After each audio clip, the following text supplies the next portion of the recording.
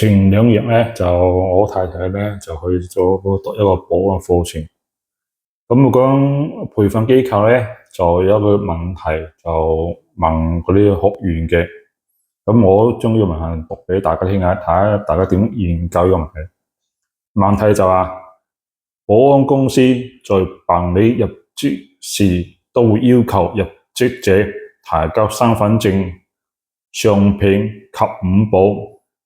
咁五保係指邊啲呢問題呢？入邊咧就講咗身份證同相片啦，另外加五保。咁我想問大家啦，做咗咁耐保安，大家都應該知咩叫五保，係咪？咁如果大家去做呢條題目時，大家會填啲咩呢？歡迎大家留言分享，我會下一次同大家講解呢個問題。咁大家覺得我睇完嗰條問題有冇咩問題呢？培訓機構所列出嘅問題係咪一定正確冇錯呢？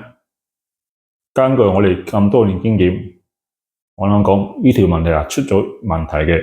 不過呢，我暫時唔同大家講先，等下一次再同大家講究竟問題出咗咩問題。